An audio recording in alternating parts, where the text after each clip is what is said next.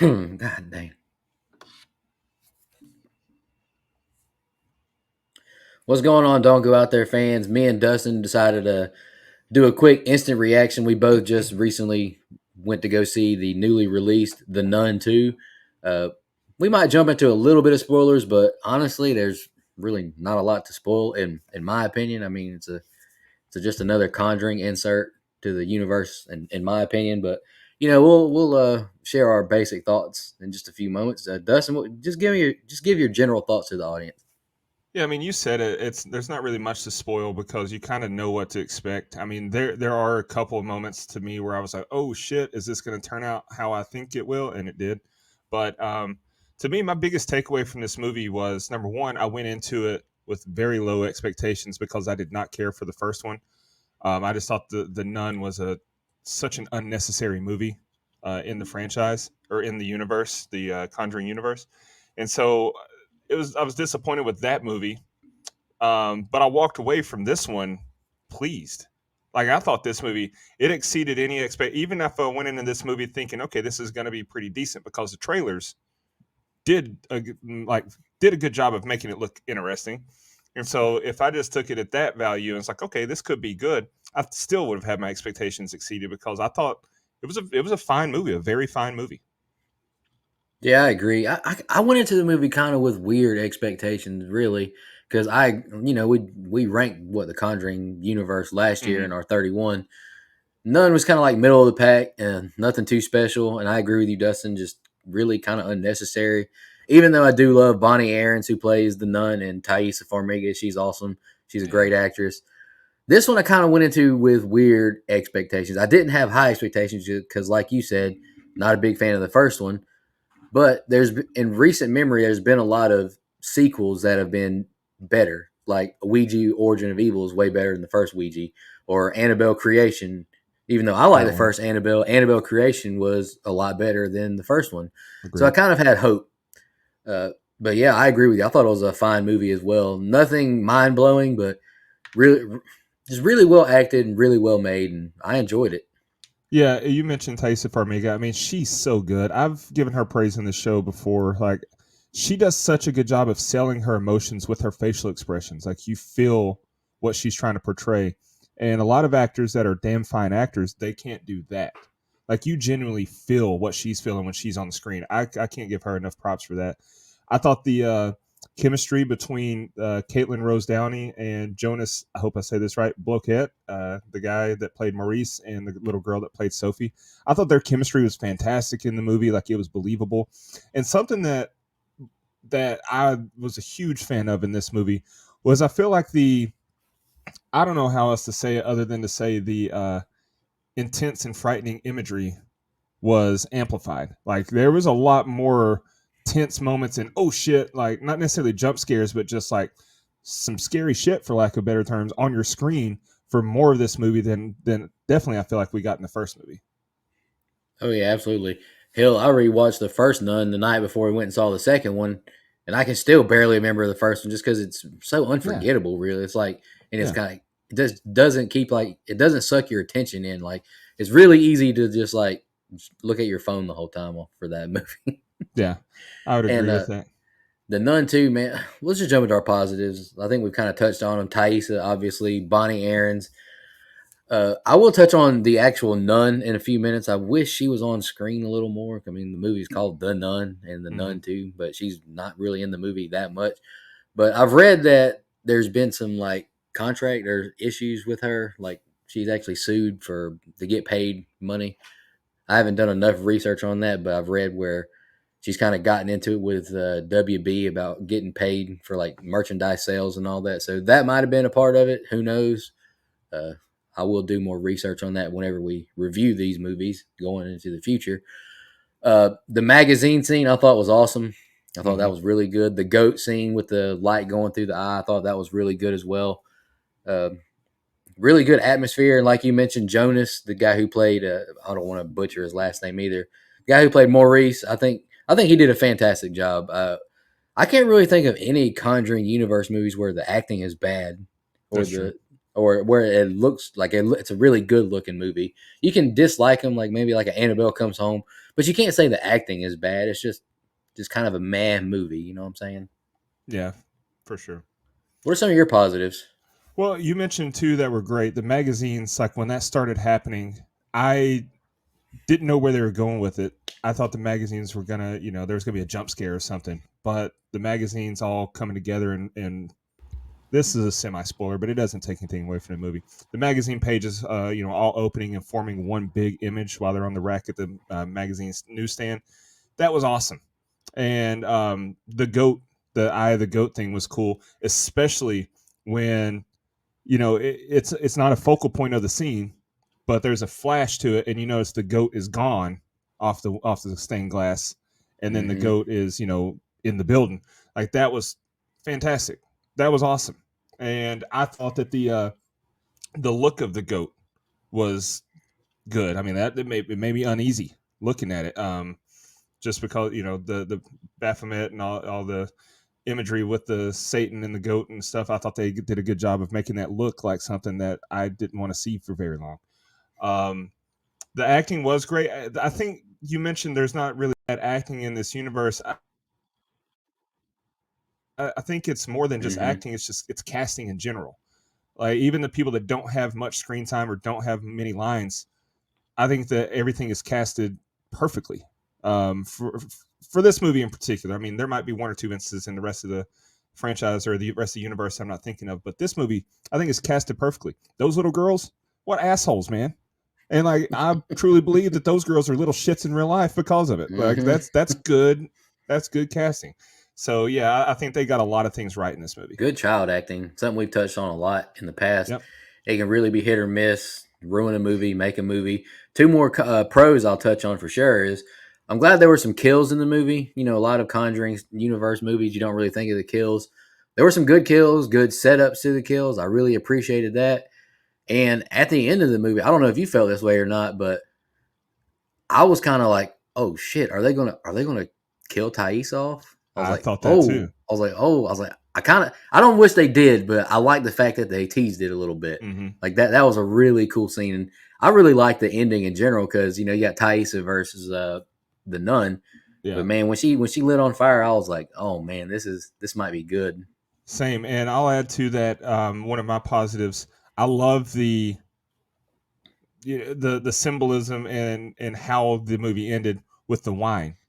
Mm-hmm. The wine becoming the blood of Christ, and that being what. Well, I guess this is a spoiler, but that being what eradicates the nun and sends the demon back. That was awesome. That was brilliant. Like it didn't. A lot of times, if movies would have done that, I would have felt like, that's a shortcut. But the fact that this movie takes place in an abandoned monastery that was turned into a winery or whatever, and now it's a boarding school, and then we end up there, it just felt organic. It didn't feel forced. It felt natural for all this wine to be there, and then they blessed it. That was cool. And then yeah, you mentioned the kills. The opening kill. Holy shit, man, that was awesome. I mean, RIP to that priest. That's not what I meant. That wasn't awesome. But just the way they did it, it looked cool. It was very well done. I'm trying to find the other actress's name who was the Storm Reed that played Deborah. Was that the other nun who was with Mm-hmm. Thaisa? Yeah, Okay, well, okay, she looks a lot more grown up in her IMDb picture than in that she movie, does, so don't I she? apologize. But Storm Reed, I really liked, like you were talking about with the wine, and I really like that it basically called back to her conversation with Storm, Yep. Deborah on the train. Talking about how talking about the wine and becoming the blood of Christ, and there's going to be a time where we need your faith. And at the end, when they prayed, I really like how they tied that knot together.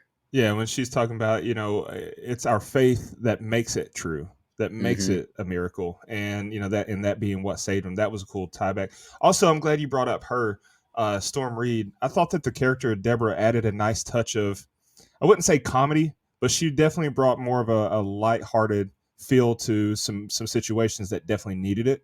And so I thought Yeah, that was great writing as well. yeah, because she had no idea what shit show she was getting involved in. I wonder if she regrets going at that point.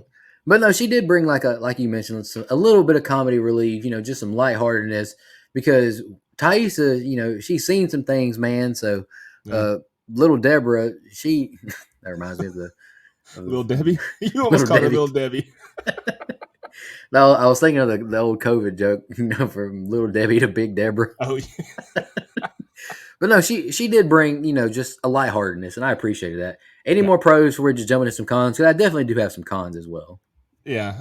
I think we covered a good amount of pros. Cons for sure. The runtime, the movie's a little too long. Let's be honest. Okay. I feel like the first 30 minutes kind of go by a little slow. Maybe you could have cut it up a little bit. Maybe you could have kept the pacing up a little better. Just a little slow for me. Uh, Not enough nun.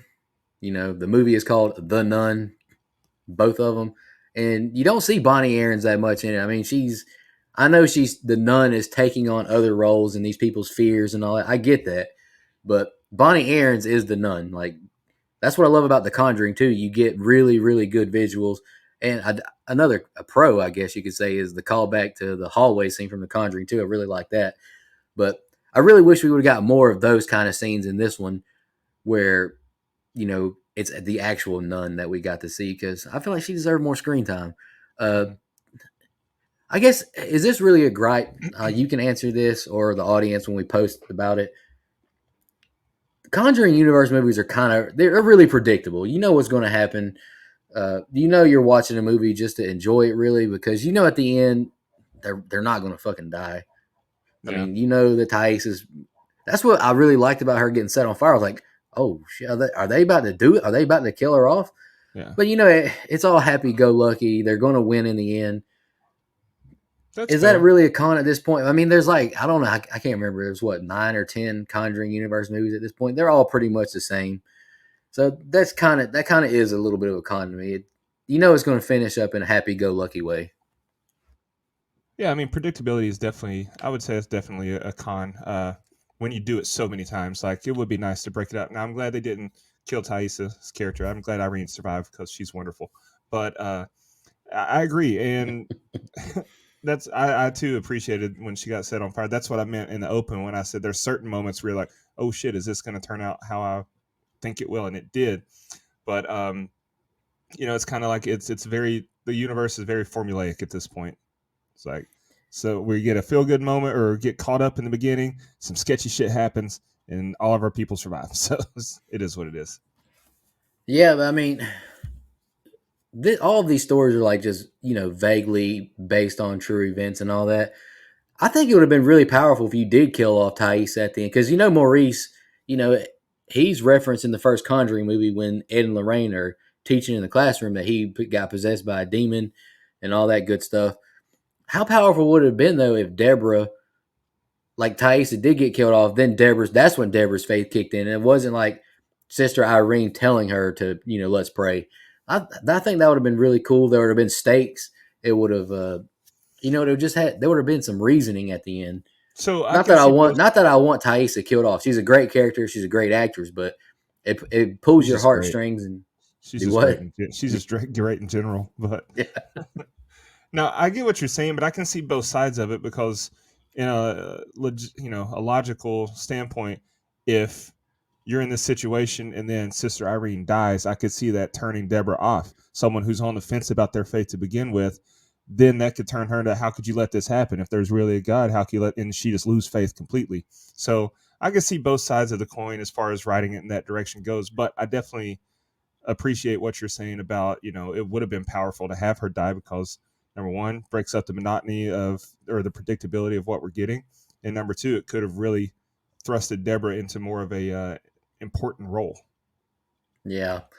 That's all I'm saying. It's not like I'm just hoping Right. Sister Irene gets killed off, but man, that would have been a really powerful ending. You kill her off, and Deborah has a new faith. She really, goes all in with being the nun, being a nun with the other nuns and all that. I don't really know all the terminology for that. I'm not Catholic, but you know what I'm saying. Like, she Yeah. really embraces the faith and like goes back to where she came from and The tells her convent. story and all that. I think that would have been really powerful, but I mean, I'm not Yeah. mad, but the Conjuring is just a little bit monotonous at this point. Yeah, I feel that. Um, for my cons, I mean, I honestly I didn't. I don't think it's necessarily runtime that bothered me because when I look at an hour 50 minutes, that's pretty much par for the course. But I will say the pacing early on for sure, because it's almost like a little too happy-go-lucky in the beginning. It's a little too nothing's really happening. We're getting all this backstory, getting caught up to date. They take a little bit of time doing it. I'll say that um, Irene having these visions don't always make sense to me. Like her having this power doesn't always make sense because it's not a constant, it's not a consistent thing. It's just kind of like touch and go. Her dreaming about Maurice honestly had me a little confused at first because I was like, wait, are they in the same building? Like, does she work? Is she a nun at this school that Maurice works at? Like, I was a little bit lost in that because I was like, okay, why is she dreaming about Maurice where he's at if she's not in that same building? But then I was like, oh, I guess it's just a vision. I do feel like this movie takes, what I was saying earlier about how I like how the blood or the wine was all there and it didn't feel forced. It didn't feel like they take a shortcut. It was very organic how they ended up there. This movie definitely does take some shortcuts though in some areas. It's like a little things were happening a little bit too conveniently at times, particularly with the oh, it's got to be the eyes. That's what it is. You got to find this artifact, the eyes. I happen to know where they are, and it's just like, come on, a little bit more guessing would have been. When movies start leaping to conclusions and don't tear a single ACL, I get a little bit confused. Like that's a lot of jumping for the knees to hold up so well. Um, and then her being the descendant of which nun was it, or which saint was it, Saint Helen or something, Oh, the God. Saint of Vision or whatever it was. Again, I'm not Catholic either. No offense. I apologize for my ignorance on the matter to our Catholic listeners, but that was another one of those shortcuts too. Is like, okay, I get why she didn't burn up and why she's got this power because she's a descendant of this saint. But that seemed a little convenient for me. It's like, come on, that's a little bit of a shortcut. Definitely some convenience going on. And is it a terrible thing? No, but as a viewer, yeah, I mean, it just It's it was admittedly a bit of a nitpick. I'm not saying yeah. it killed the movie for me at all because I thoroughly enjoyed this movie. So take that for what it is. All right, well, we're at almost 18 minutes. I feel like that's a pretty good instant reaction time. Any more final thoughts, Dustin? No, I mean, I basically wanted to come on here and if someone listens to this before going to see it, my hope is if one person is like, I didn't like the first Nun, so I'm not going to see it. If I can convince you to go see it, do that because we didn't like the first Nun either, and here we are praising this movie. So that's basically why I wanted to do this reaction. Oh yeah, for sure. I echo that 100%. Go check it out if you have the means to go check it out. Definitely worth a watch. I mean, if you want to wait till streaming or Blu-ray, Yeah. I get that as well. Yep. But I think it's definitely worth to go. I actually had a good theater too. I actually had a good audience. I didn't have a bunch of animals yelling and screaming the whole time, which is new because I usually don't have that audience. I was the only one in my theater. The only one. Jealous, So I usually jealous. go when I go see movies. I go after I get off work, which is at 4 o'clock during the week. I just go take a 5 minute drive to the theater, and I'll pop in to see whatever's playing. And so usually there's one to two other people in there. The only one. The only one. It was beautiful. When I went and saw Nefarious, I was the only person there. That was kind of cool. But whenever Scream 5 came out, dude, I went and saw that at like 1:30. I was like, I just know there's not going to be nobody in here. Had the whole theater to myself until two people showed up and they sat one seat away from me. Uh, See, I that's was one like, thing oh, the whole audience. I go to Regal theaters and or Regal cinemas, and that's one thing that I really like about Regal now is I guess it's been since COVID. They may have started it before then, but since COVID, when you get your ticket, you have to select a seat, so I can always see where everyone else is sitting. I'm not sitting next to anyone. Give me some space. Oh, there was nobody there. They just chose to sit by me, I guess. They just wanted some company. But anywho, I'll stop bitching about the movie theater. I could do that for another 20 minutes. Just be respectful. Jesus Christ. I mean, who wants to spend $20 on a ticket then go talk the whole time? It's just And annoying. I'll add to that. If you have a baby and can't find a sitter, guess what? You don't get to go to the movies. Don't be an asshole. Sorry. Go ahead. Oh. Lord have mercy, a crying baby. Crying, Goodness. there was crying Whew. kids when I went to see the Teenage Mutant Ninja Turtles: Mutant Mayhem. I understand that that may be a children's movie, but it's also for people like me in my mid 30s who grew up watching Ninja Turtles. Don't bring your snotty nosed little brat in there and ruin my experience. Go ahead. Amen, brother. Anywho, really enjoyed this instant reaction. I think it's a good movie. Definitely go check it out. I'm looking forward to reviewing a couple more of these Conjuring universe movies on here. We definitely need to do Annabelle Creation. That's a really good one. Uh, Thanks. I don't know if we should, but we when this Blu-ray comes out, I might skip the first one and just pick this one. To be honest with you, I I mean, wouldn't do be you mad at really it. need the time? I mean, do you really need to go in chronological order? Well, and that's I'm glad you said that 'cause, my CTE brain. Another thing that I was going to say is I told a coworker this: if you go in to see the Nun 2 and hadn't seen the first one, you can still enjoy this movie. There are obvious callbacks and ties throughout the whole Conjuring universe, but you can watch this as a standalone and enjoy it just fine. They do a good enough job of establishing a story and a plot without having to know the moving parts. So there's that. So I agree. Pick this one before the Nun. Don't make me do that. Say less. Just want to thank all our fans and listeners. Really appreciate it. Go check out the Nun 2 if you get the chance. Uh, and we appreciate all you listening. Stay tuned. We got a lot of good stuff coming forward. Y'all have a good one.